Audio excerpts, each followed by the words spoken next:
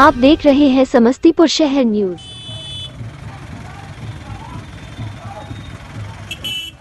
East central railway कर्मचारी union Samastipur मंडल द्वारा मजदूर विरोधी नीति के खिलाफ समस्तीपुर मंडल कार्यालय पर किया प्रदर्शन। वहीं मंडल महामंत्री के मिश्रा ने कहा, भारत सरकार के मजदूर विरोधी नीति के खिलाफ है, जो बड़े पैमाने पर भारतीय रेल में चल रहा है और जो पुरानी पेंशन स्कीम को खत्म करके एनपीएस लागू किया गया है, उसी के विरोध में समस्तीपुर मंडल कार्यालय पर किया प्रदर्शन।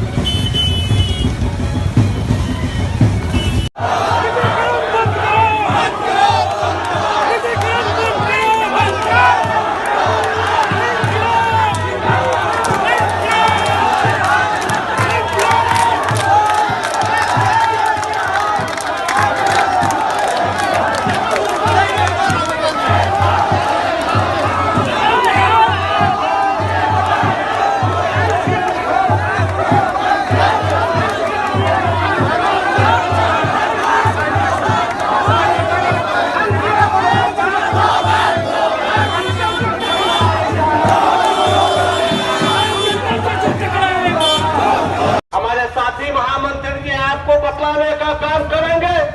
अभी जो इस सरकार और रेलवे बोर्ड के खिलाफ जो लड़ाई है, जो हम लोग ऑलरेडी प्राप्त किया है, ऐसे ऐसे मजदूर विरोधी इनका जो डिसीजन है, ये नाइट अलाउंस बंद कर देना। आपने देखा होगा 43,600 के ऊपर, लेकिन वो नहीं जानते हैं कि ये जो ये यूनियन है, ये लाल झंडे की यूनियन है। किसी परिस्थिति में हम लोग छोड़ने वाले नहीं हैं और दूसरी सरकार और रेलवे बोर्ड को आदेश देना पड़ा।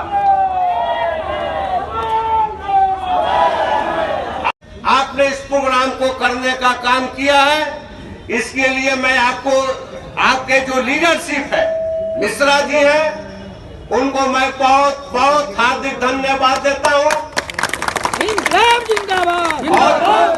और आप तमाम लोगों से आग्रह करता हूं कि आप स्वयं अपने लिए जोरदार तालियों से बजाकर खुद अपना स्वागत कर देगा।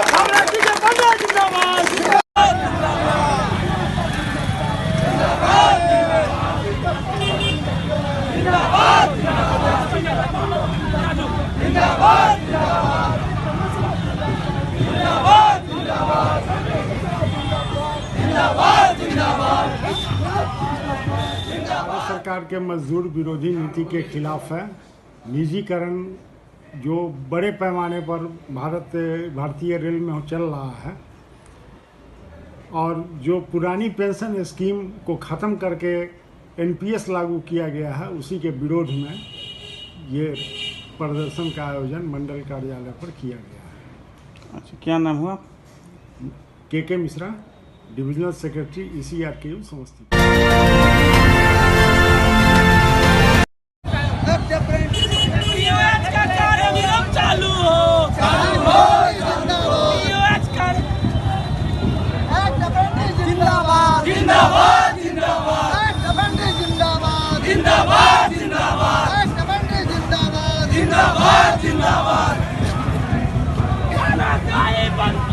बंद करो, बंद करो, देश बेचना बंद करो, बंद करो, बंद करो।